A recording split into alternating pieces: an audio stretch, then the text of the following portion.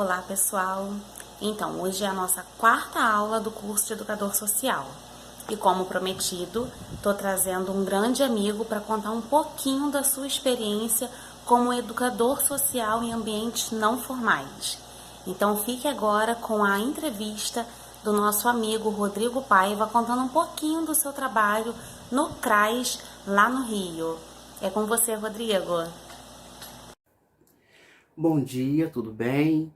Eu me chamo Rodrigo, eu sou pedagogo e atualmente eu trabalho no Centro de Referência da Assistência Social, né? Popularmente as pessoas se referem como CRAS, mas vocês podem estar perguntando o que faz um pedagogo em um CRAS, num espaço não formal de educação, né? Essa é a pergunta emblemática, né? Pois é, só para vocês terem uma noção, o CRAS, né, é onde as pessoas vão lá para atualizar o seu cadastro do Cadastro Único, do Bolsa Família. Ele também tem um espaço destinado para trabalharem com as crianças, com os adolescentes e com os idosos, os chamados serviço de convivência e fortalecimento de vínculos, né? Fortalecer os vínculos que foram rompidos. Mas era uma abrangência mais do lado social, tá? E tem os profissionais, né, que são os assistentes sociais, né? Tem o psicólogo, tem o pedagogo e os orientadores sociais, tá? Então, os assistentes sociais, eles se reportam mais para as áreas das demandas sociais, né? Benefício, liberação. O pedagogo fica responsável pelo planejamento das atividades e nas reuniões com toda a equipe. E o pedagogo trabalha justamente auxiliando os orientadores sociais, tá? Essa é a função do pedagogo dentro de um CRAS. Mas, atendendo ao pedido de uma grande amiga minha, Amanda, que ela me fez uma proposta para eu falar um pouco da minha dinâmica, da minha vivência, das barreiras, né, de um orientador social. Como eu falei, eu em 2014 eu fui aprovado, né, e trabalhei como orientador nesse espaço não formal.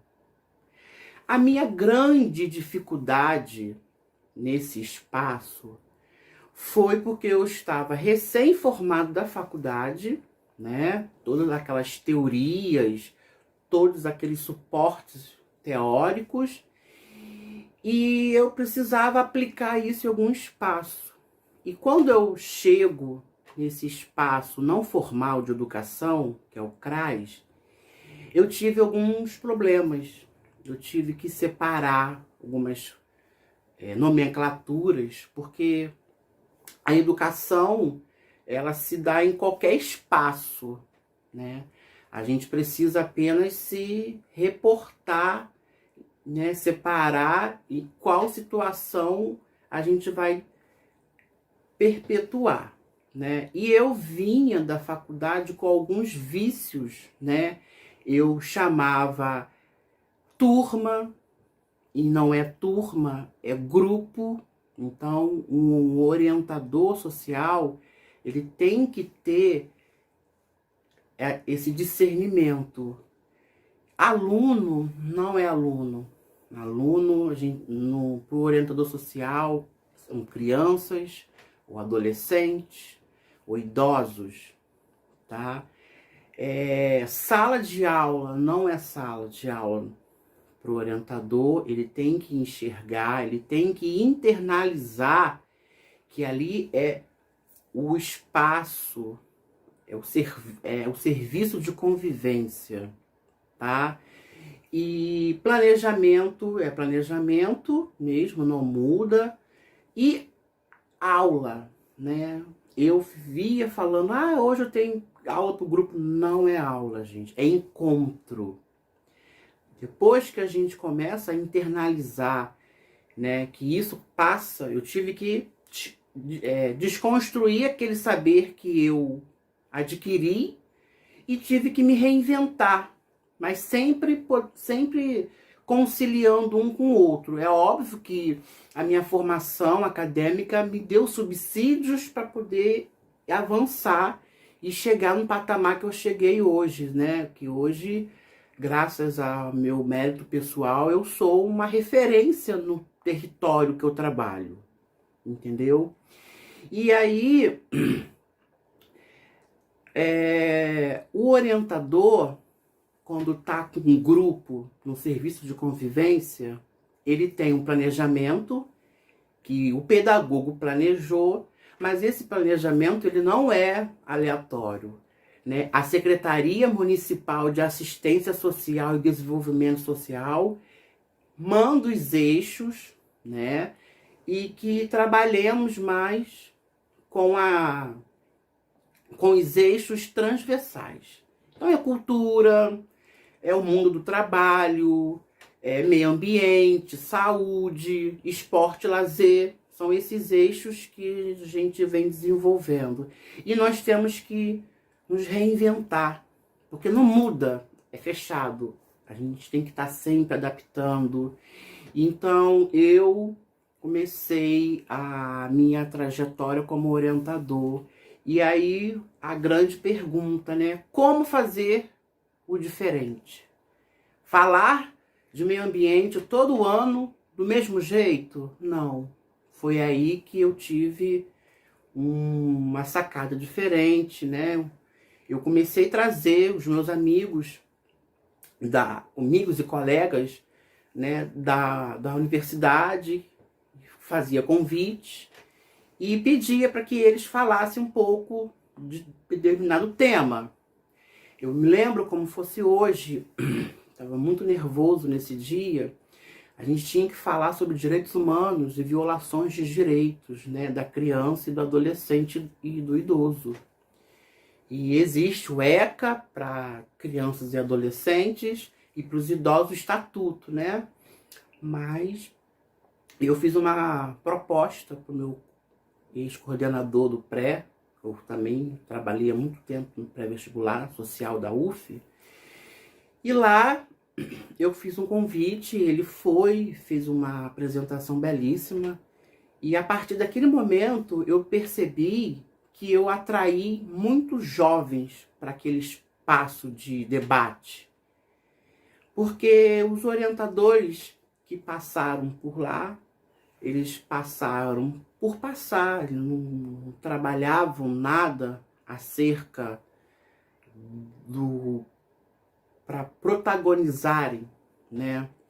E eu também tive muita dificuldade deles me aceitarem, porque para cada faixa etária há um orientador social. Para 6 a 9 tem que ser perfil, porque são atividades diferentes, são crianças diferentes, são faixas etárias diferentes. De 10 a 14 também. De 15 a 17, né? E para idosos. Eu, quando entrei na prefeitura, eu entrei para ser orientador de 15 a 17. A faixa etária mais complicada que tem para trabalhar. E eu tive esse desafio. E foi difícil, mas eu consegui. Porque eu trazia toda aquela bagagem da faculdade. E ali não adianta. Não rolava. Eu não tinha o feedback, eu não alcançava o meu objetivo. O objetivo é que eles alcancem no final do encontro determinada situação, ou que eles analisem, que ele tenha postura crítica. E nada. nada, eu tava perdendo adolescente, nós temos meta. Foi quando eu, nesse dia, eu não planejei nada, eu não fiz atividade, eu os recebi e deixei para que eles me ensinassem a conduzir o que eles queriam. Não adiantava eu levar o conhecimento pronto para eles. E quando eu comecei a entender que ali eram 17 adolescentes, né? Todos rotulados, né? Todos com estigmas sociais de que é isso, é aquilo. Mas eu me desarmei naquele momento. Eu mudei minha estratégia, porque nós temos autonomia para isso. Eu mudei o espaço na sala. Eu fiz círculos, tá entendendo? Eu fui movido pela emoção. E deixei que eles falassem.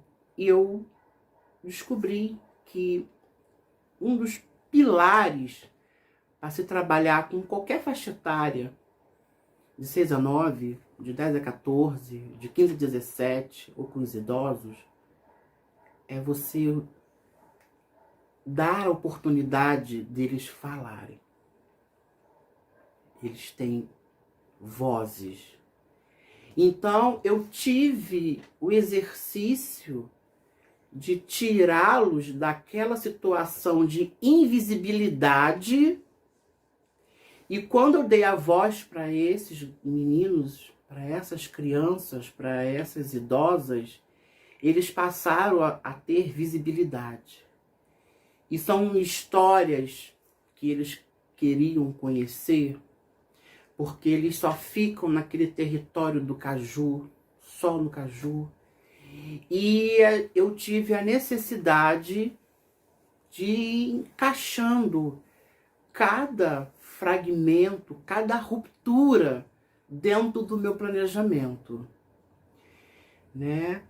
E um dos grandes desafios dos adolescentes mesmo é que eles não têm esse vínculo. Muitos vínculos foram rompidos.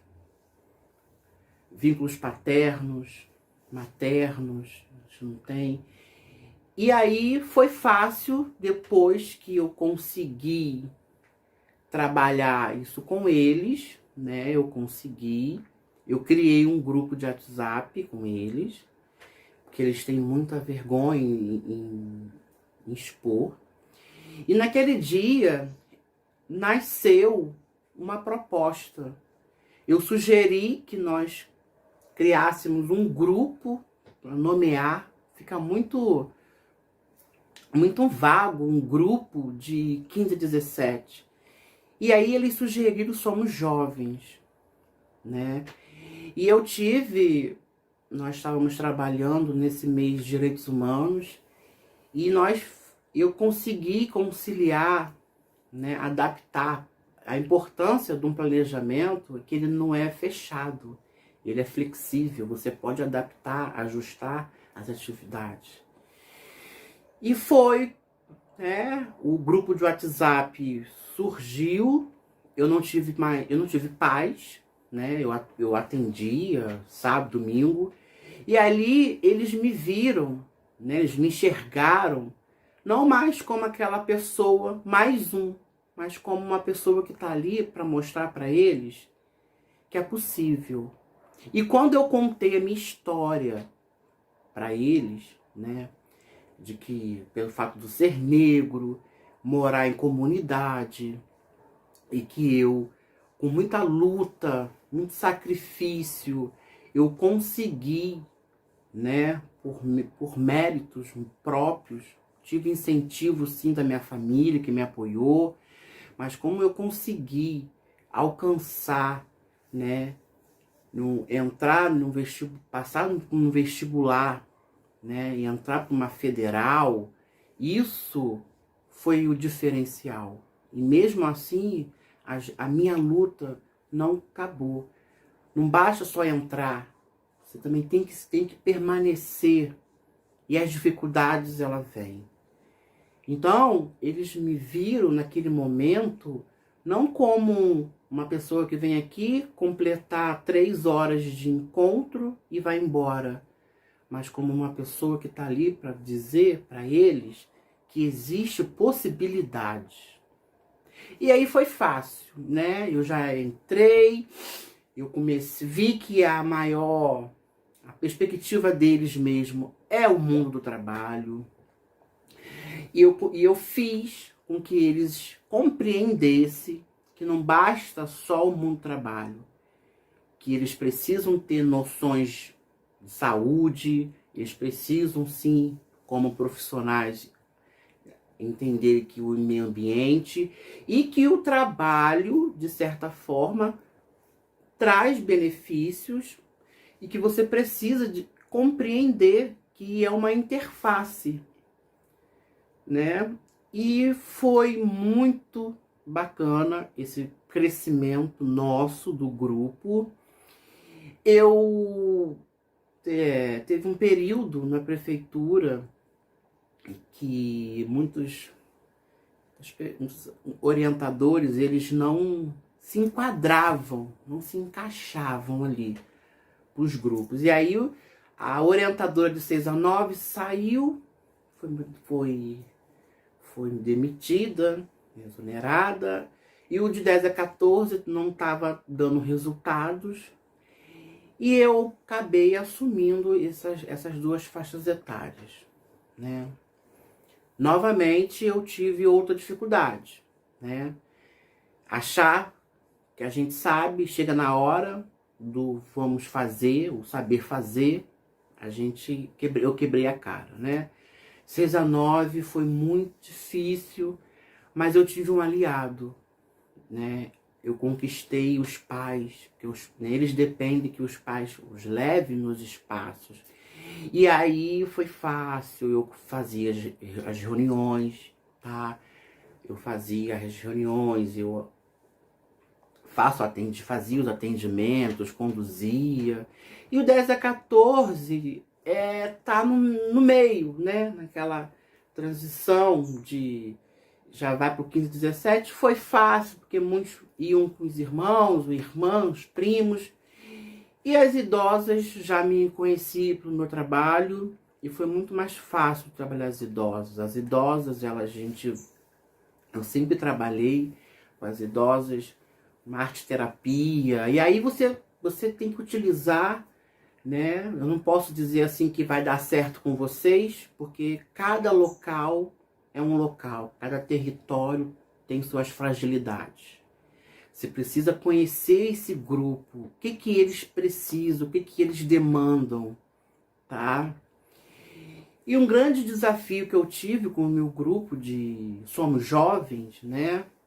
Foi que eles não se viam em espaços públicos, né? A privação de espaços, por eles serem negros, e toda a questão, né, social existente, perseguição, aquela coisa toda. E eu comecei a fazer atividades externas, não é passeio, tá vendo? Eu comecei a fazer atividades externas com eles e mostrando que não, vamos sim, vamos. E eles não sabem como se... O que eu vou usar? Eu vou de chinelo. Não, eu não quero saber como você vai. Só não pode... a minha única exigência com eles é que as meninas não fossem com short muito curto, né? Para evitar, mas era a minha única exigência. E os meninos de camiseta. E o restante foi assim, nós visitamos vários espaços públicos. Realmente o preconceito existe, mas eu à frente do grupo, eu conduzia da melhor forma. Problemas acontecem, né? Até mesmo uma atividade externa com as crianças dá problema, o ônibus, aquela coisa toda. Mas assim, a função do orientador é essa, né? Orientar, mediar a situação. Quando você está mediando a situação com o outro nos espaços, é isso. E você não ensina, você dá o norte. Quando você dá o norte, a sua mediação, que você faz, que no final do grupo, no final da atividade, esses adolescentes ou as idosas, ou as crianças, eles falam: nossa, eu via, né, essa temática por um outro ângulo. Eu não imaginava que era assim. Você veio para cá para acabar com a minha depressão. Eu não tinha vontade de vir para cá. Até fazer artesanato, gente. É óbvio que eu não ficava tão bom quanto as idosas, mas eu aprendi a fazer costura lá. Entendeu? Não adianta você só delegar atividades e não pôr a mão na massa com elas, com os adolescentes. Quando nós fizemos, eu briguei ali do Aquarrio, porque toda vez que eu fazia a inscrição, contava o grupo de adolescentes, eles inventavam uma história. E até que teve um dia que eu saí mais cedo do trabalho, fui pessoalmente e consegui a gratuidade. Nós éramos um grupo de 15, 2 no dia eles não puderam ir, 15, e eu fui sozinho. A minha diretora perguntou: você quer que o psicólogo vá? Eu falei: não, eu dou conta deles. Entendeu? Eu quero que eles desfrutem desses espaços como qualquer outra pessoa. E aí fomos. Eles acharam que eles nunca pisariam naqueles espaços, naquele espaço ali. E é muito engraçado, depois, no retorno, no feedback deles, no Facebook, eles agradecendo a oportunidade que eles tiveram de ir nesses lugares, a visitar museus, como se comportar. Ah, Rodrigo, eu olho para o quadro e o quadro eu não entendo nada. Não, você entende sim. A sua percepção é diferente da minha. O que você olhar, o que você enxergar, o que o quis expressar, né? O artista ele quis expressar é subjetivo. É por isso que a obra de arte tem essa riqueza. Não existe um padrão. Você vai olhar e você vai ter a sua interpretação. E hoje, né, infelizmente, nesse momento de pandemia que nós estamos, eu percebo que eles me cobram. Poxa, Rodrigo, não tem mais uma atividade externa. Que saudade. A Paquetá, né? Quem diria? Eu acho que eu fui muito ousado levar um grupo de idosas e adolescentes, são faixas etárias completamente diferentes, para visitar, né, um lugar histórico, Paquetá. É óbvio que eu não dormi, né, mas eu fiquei feliz em saber que sempre, quando encontro com algumas das idosas nos corredores do CRAS, e elas me abraçam e falam: você realizou um sonho meu em conhecer a Praia da Moreninha, né? E os adolescentes foram mais para as praias, aquela coisa toda. É isso mesmo, é isso. E eu combinei com eles, fiz combinados. Não vai entrar, não vai tomar banho. Nós viemos aqui para passear, para conhecer. Eu fiz 2 encontros falando dos pontos turísticos, apresentei o livro, né, para eles, fizemos alguns saraus, fizemos sim leitura, e foi bacana, eles foram preparados. Mas com um grupo de 15, eu não tive o retorno completo dos 15, mas 5 me deram o retorno. E foi muito gratificante saber que 5 de 15, aquilo que eu falei chegou. Entendeu? Essa é a diferença. E das idosas é uma coisa mais lúdica, né? Vivência, elas vivenciaram aquilo pela televisão e hoje puderam, muitas jogaram a moeda lá na praia, fazer o pedido, para manter o mito, para manter a tradição. Eu também joguei, e foi bacana, é piquenique. Então, gente, é isso, não tem muito que para onde fugir. Lembrando que o orientador social, ele pode trabalhar em CRAs e tem essa autonomia, mas o orientador social, ele também trabalha em outros espaços não formais, como abrigos, né? Aí tem que ver como que o diretor da unidade vai trabalhar com você. Também tem em espaços prisionais, os adolescentes em medida, né?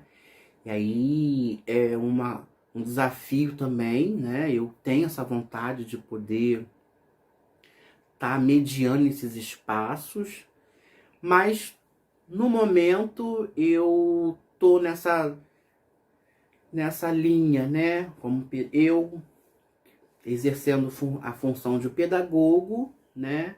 E não é isso que eu falo, gente. Eu mudei, né? Mudei de função na carteira, mas eu continuo de frente mesmo, tanto como pedagogo que planeja, pesquisa, como orientador social que executa, tá na base, tá no eixo. E ali eu percebo todas as nuances, as dificuldades, né, as fragilidades, as negligências. Quando eu sei que um idoso está morando sozinho, eu aciono a equipe técnica para fazer uma visita. Quando eu vejo uma criança do grupo, ou não seja especificamente do grupo, em situação de trabalho infantil, eu aciono, né, a equipe faz a intervenção, porque a criança ela tem que estudar, mas a gente sabe a complexidade que é trabalhar esses eixos. Então, a minha mensagem para vocês é essa, que não existe receita, não adianta, é na prática. E é uma função muito linda, tá? Mas a gente não ensina, a gente não ensina, a gente pensa junto com eles. A gente não dá resposta. Qualquer atividade que vocês forem executar, tenta mediar o máximo possível. E é importante também que vocês percebam se a atividade está fluindo. Se não estiver fluindo, é hora de interromper. Gente, olha, muito obrigado pelo encontro de hoje. Mas hoje eu estou percebendo que não está rolando. Vamos parar por aqui. E aí eles mesmos se conscientizam disso no dia seguinte. Pô, Rodrigo, é verdade, a gente se perdeu, tal, a gente não estava muito afim. Eu entendo, sabe? Eu acho que a gente também tem que ter essa flexibilidade para compreender o outro. E é nesse processo que a gente se reinventa, que a gente se constrói.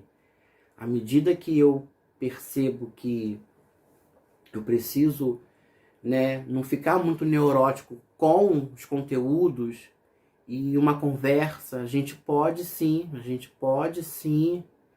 né, produzir conhecimentos pela troca de mensagem, né? Então, eu espero que eu tenha ajudado vocês no desafio de vocês, tá? Eu quero agradecer a Amanda pelo convite. Eu falei muito, eu tentei fazer um resumo, mas não tem como, porque eu acho que vocês, quem tiver acesso a esse vídeo, para vocês terem uma noção de que vocês não vão encontrar nada na internet falando sobre. É mesmo uma pessoa que vivencia para poder falar, socializar com vocês as experiências exitosas e não. É óbvio que as experiências que não deram certo, a gente tenta ressignificar, né? Não vai chorar, não deu certo, não deu, vamos partir para outra. E a gente avalia qual foi o processo o que fez com que ela não se realizasse. E as que deram certo, a gente continua. É o trabalho diário do psicólogo, do pedagogo, do orientador, de qualquer pessoa, né?